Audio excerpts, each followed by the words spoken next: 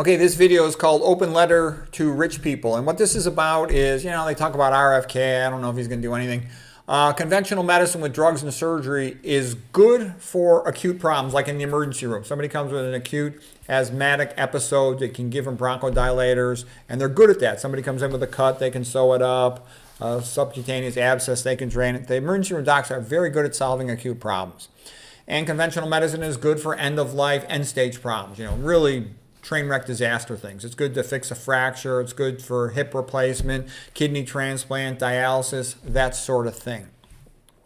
But it stinks at treating the most common stuff, all the common diseases, hypertension, coronary artery disease, diabetes, obesity, autoimmune disease, etc., abdominal pressure syndrome. And its cure rate for that stuff is 0. Okay, most people don't realize how bad it really is and how clueless it really is. Walter Kempner, considered one of the greatest doctors of all time, and John McDougall, Walter Kempner at Durham, North Carolina, had incredible cure rates. So good that nobody could believe it. Reversing diabetic retinopathy, hypertensive retinopathy, obesity, severe hypertension, systolics in the 200s. Nathan Pritikin then had their own facilities where they had similar results, incredibly good results.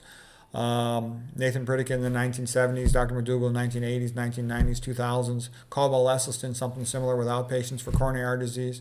Currently, True North in California with Dr. Goldhamer is about the best place I know of for treating patients, and they mostly specialize in treating patients for, with water fasting.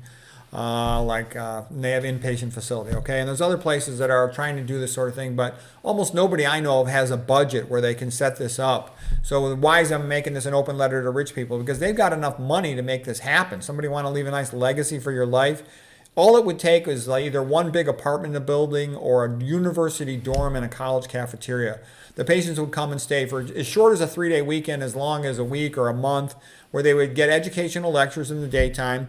They would be fed and weighed and have some labs checked in a controlled setting. And you would get incredible results, far beyond anything conventional medicine could ever do.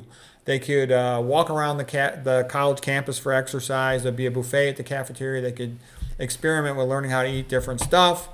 They would talk with the doctors and the other care workers over there, health coaches, and whoever else would be in such a facility. The best doctors would want to work there. I would love to be there. But, us doctors, most of us, we don't got entrepreneur personalities.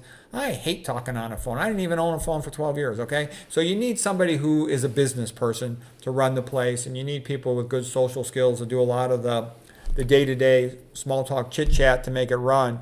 But I guarantee you would have the top-of-the-line doctors would come to that place, because only the most curious and motivated doctors would want to work at a place like that. And, you got to give them a little bit of time to read. Because doctors who read a lot on their own, they're a unique breed. Very few doctors do that. And they'll be able to stay state-of-the-art in all the new, interesting, complicated stuff. So if somebody really wants to see a healthcare facility that could actually cure patients of these common diseases and actually do the research on all these rare diseases, that's the kind of place that could do it. Because to figure out the details of some of these rare diseases like chronic fatigue syndrome, you need somebody who's got time to read. Because usually most doctors, in order to make money, they don't got time to read.